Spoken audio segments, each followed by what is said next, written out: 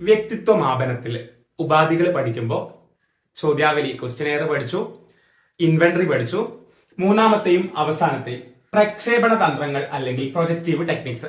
ഈ projective techniques എന്ന് പറഞ്ഞാലും അല്ലെങ്കിൽ പ്രക്ഷേപണ തന്ത്രങ്ങൾ എന്ന് പറഞ്ഞു കഴിഞ്ഞാലും ഒരു വ്യക്തിയുടെ വ്യക്തിത്വം മനസ്സിലാക്കാൻ വേണ്ടിയിട്ട് അല്ലെങ്കിൽ മാപനം ചെയ്യാൻ വേണ്ടിയിട്ട് നമ്മൾ ഉപയോഗിക്കുന്ന തന്ത്രങ്ങൾ തന്നെയാണ്. നോക്കാം.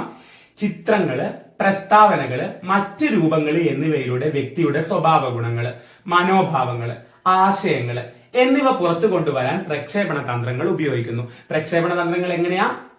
ആദ്യം പറഞ്ഞ ചോദ്യാവലി വ്യക്തിത്വ മാപനം ചെയ്യുന്നത് ചോദ്യങ്ങളിലൂടെയാണ്.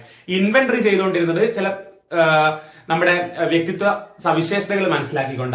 ഇവിടെ പ്രക്ഷേപണ തന്ത്രങ്ങൾ അഥവാ പ്രൊജക്റ്റീവ് ടെക്നിക്സ് ചില ചിത്രങ്ങളിലേക്ക് കാണിച്ചു തരും, ചില പ്രസ്താവനകളിലേക്ക് തരും, മറ്റു പല രൂപങ്ങളും തരും.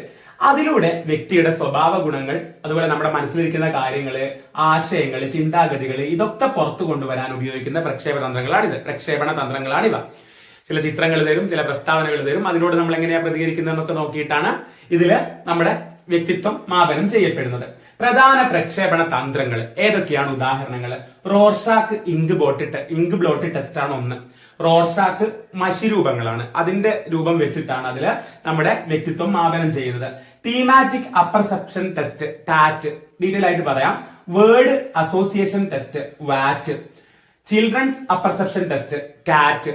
ഇത് നാലുമാണ് നമുക്ക് പഠിക്കാനുള്ള പ്രക്ഷേപണ തന്ത്രങ്ങൾ. അപ്പം പ്രക്ഷേപണ തന്ത്രങ്ങൾ എന്തിനാ ഉപയോഗിക്കുന്നത്? വ്യക്തിത്വത്തെ മാപനം ചെയ്യാൻ, അളക്കാൻ.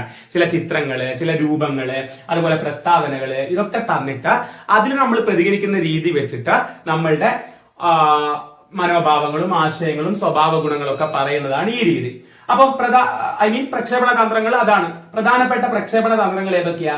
റോർഷാക്ക് ink blot test, TAT thematic apperception test, word association test വാറ്റ്, ചിൽഡ്രൻസ് അപ്പർസെപ്ഷൻ ടെസ്റ്റ് കാറ്റ്. ഓരോന്നായിട്ട് നമുക്ക് ആദ്യം റോർഷാക്ക് ഇങ്ക് ബ്ലോട്ട് ടെസ്റ്റ് നോക്കാം. അതായത് മഷിരൂപങ്ങള്. മാനസിക രോഗം മുക്തിക്കായിട്ട് അന്തർവിശേഷണങ്ങളെ പുറത്തേക്ക് കൊണ്ടുവരാനായിട്ട് ഉപയോഗിക്കുന്നു മഷിരൂപങ്ങളെ.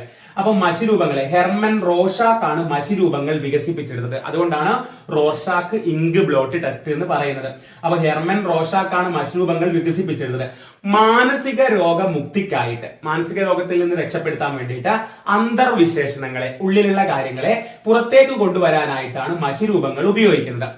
മഷിരൂപങ്ങളിൽ നിന്നുള്ള പ്രതികരണം അനുസരിച്ച് വ്യക്തി വ്യത്യാസങ്ങളെ വിലയിരുത്തുന്നു. അപ്പൊ ഞാൻ മഷിരൂപങ്ങളിൽ നിന്ന് ഉണ്ടാക്കുന്ന ആ പ്രതികരണമായിരിക്കില്ല വേറൊരു വ്യക്തി ചെയ്യുന്നുണ്ടാവുക.